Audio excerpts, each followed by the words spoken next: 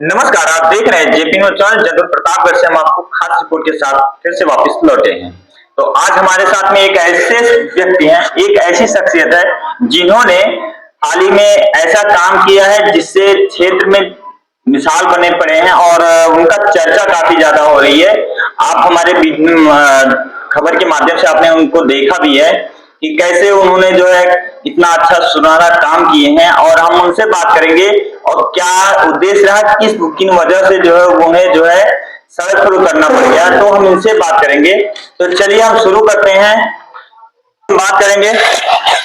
मान्यवर, हमने सुना है कि आप कवि भी हैं और हम चाहेंगे कि हमारे दर्शकों को आप उसी अंदाज में, अपने उसी कवित्री के अंदाज में आप उनको अपना परिचय देंगे ताकि हमारे दर्शक आपके बारे में जान सकें। बहुत बहुत शुक्रिया। मैं Shaukat Ali junior high school Gaura माफी में प्रभारी प्रधानाध्यापक के पद पर कार्यरत हूँ, और एक मेरा इंसानी फरीजा था जो मैं वो अदा किया। और रोड पर मैं चल रहा था और देखा कि तमाम गिट्टियां पड़ी हुई हैं, और उन गिट्टियों पर न मालूम कितने राहगीर कब गिर पड़ते, उनकी जानें भी जा सकती थी, हाथ पैर भी टूट सकता था। तो मैं निसंकोच एक भारतवर्ष का एक नागरिक, जिम्मेदार नागरिक होने के नाते, एक शिक्षक होने के नाते, शिक्षक समाज का एक आईना हुआ करता है जो समाज को नई दिशा देता है। तो शिक्षक होने के नाते मैं खुद झाड़ू उठाया और खुद से जो है वो छोटी छोटी सड़क पर फैली हुई गिट्टियों को साफ करके मैं आने वाले राहगीरों के लिए एक बेहतरीन रास्ता बना दिया।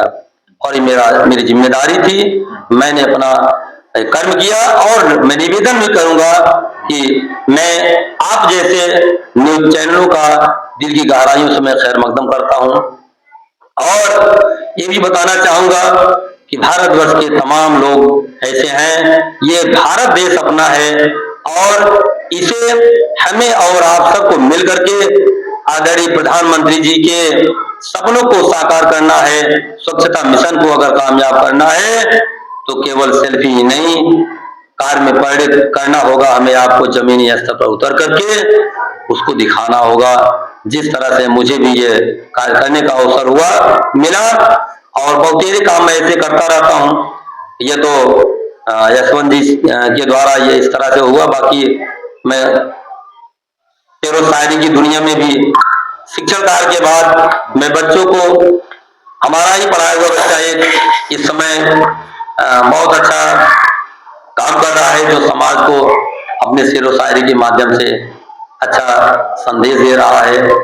तो इस तरह से मैं कार्य करता हूँ। बच्चों को भी जैसे मुझे कविता पढ़ाना है तो मैं उसको लयबद्ध पढ़ाता हूँ, बच्चों में हमारे उबन नहीं महसूस होती।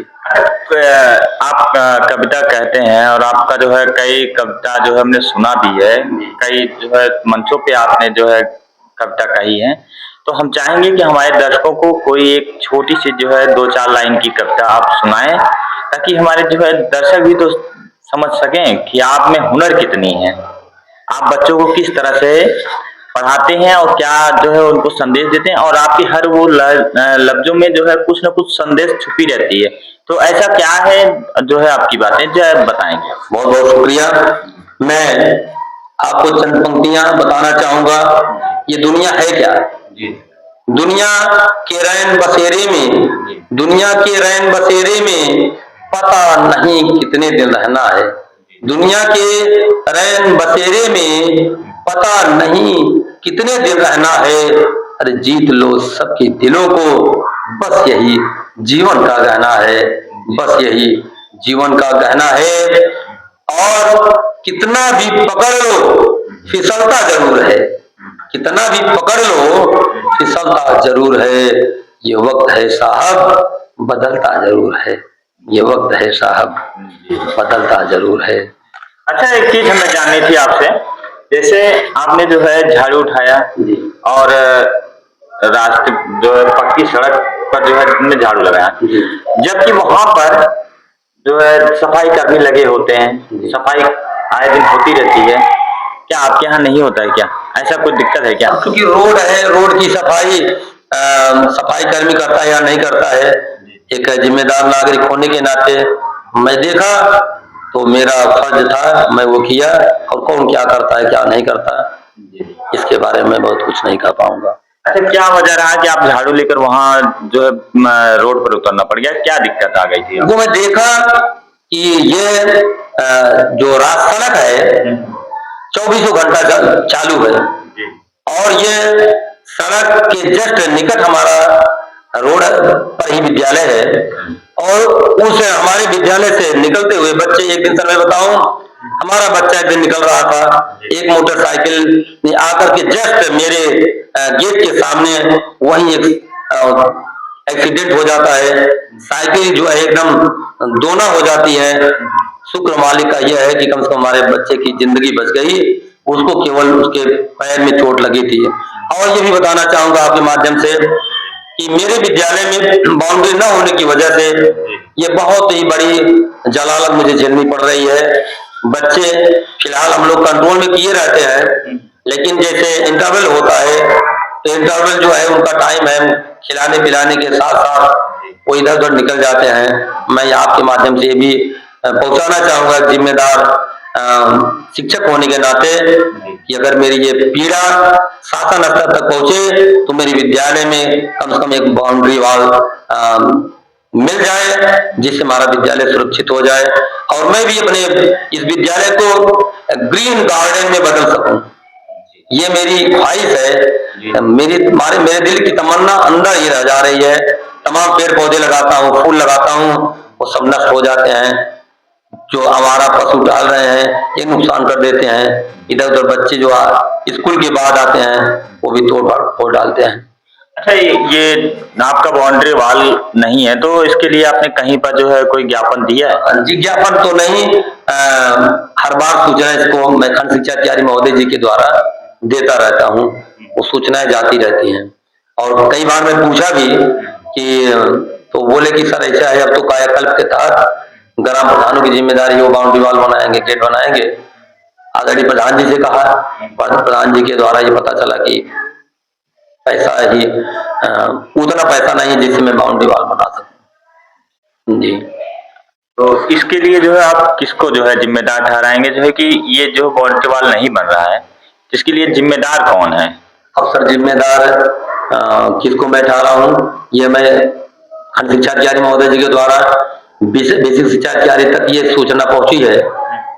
अब नहीं बन पा रही है तो मैं क्या करूं, किसको जिम्मेदार मानूं। हमारे यहाँ सूचना बराबर जाती है, बाउंड्री वॉल नहीं है, दिव्यांग शौचालय नहीं है, बराबर सूचना जाती रहती है। और शौचालय बने हुए हैं, मतलब शौचालय बने हैं सर, लेकिन दिव्यांग शौचालय हमारे यहाँ दिव्यांग बच्चे भी हैं नहीं है। और हो सकता है कि शासन की मंशा हो है भी, कब बनता है कब आता है उसका धन हमें तो शासन को ही पता होगा। जैसा कि जो है आपके यहाँ जो है हमने कई बार सुना भी है और देखा भी है, कई बार हम यहाँ जो है आपके यहाँ से गुजरते हैं तो हमें देखने को मिलता है आपके बच्चों का हुनर। जी, आपके बच्चों में इतनी हुनर है कि वो कुछ ना कुछ आए दिन कार्यक्रम करते रहते हैं, जैसे खेल जगत में हो गया या फिर मतलब इस तरह का कुछ ना कुछ वो अपना जो है मतलब प्रतिभा दिखाते रहते हैं।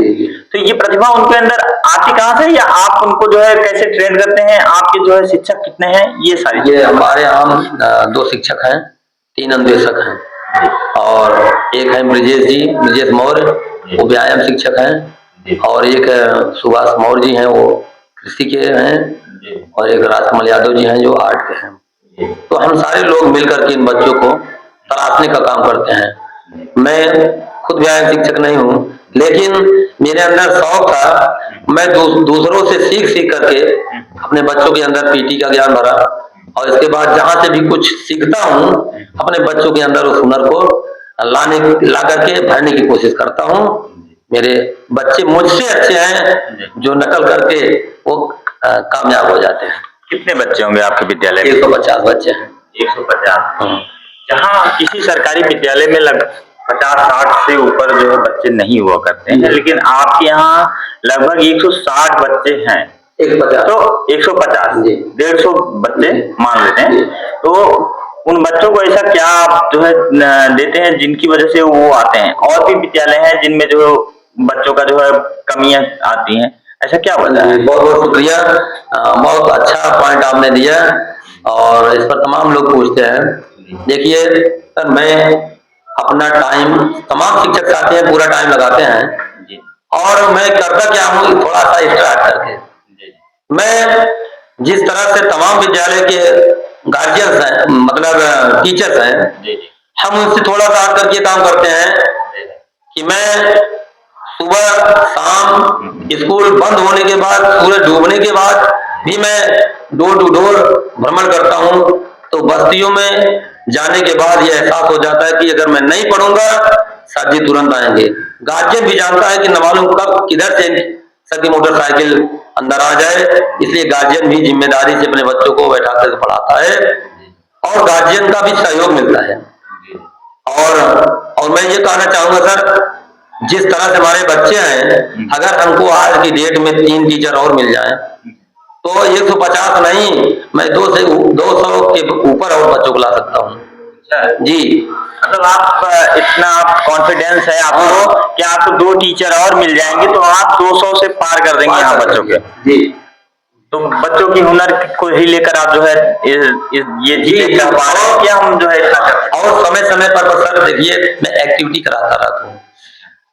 मैं तो देखा हूँ जो बच्चा पढ़ने में कमजोर था जी लेकिन उसके अंदर इतना बेहतरीन हुनर था स्पोर्ट्स का, जी और मैं जब खेल शुरू कराया जी और डेली पीटी कराता हूँ, उसमें होता क्या है कि जो बच्चे पढ़ने में अच्छा नहीं होते हैं वो खेलने के लिए वो रेगुलर स्कूल आते हैं और जब स्कूल बच्चा आएगा वो जानते हैं कि 2:30 बजे से सर खिलाएंगे।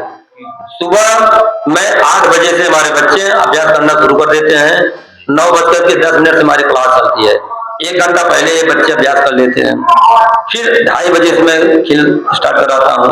तो जो बच्चे नहीं आने वाले होते हैं वो बच्चे भी बहुत ही आप जाने खेलने के लिए वो स्कूल डेली आते हैं और जिससे हमारे बच्चे पढ़ते भी हैं खेलते भी हैं, जिससे जो उनको विकास उनका होता है। इस समय जो माननीय खंड शिक्षाधिकारी महोदय हैं बहुत ही अच्छा सहयोग रहता है सर। जब भी जरूरत पड़ी तो आदरणीय खंड शिक्षाधिकारी महोदय जी का बड़ा अच्छा सहयोग रहता है और कहते हैं कि शौकत अली जी आप करो, इसके लिए जो भी सहयोग हमारा हो वह जरूर आप लेना, मैं हर समय तैयार हूँ।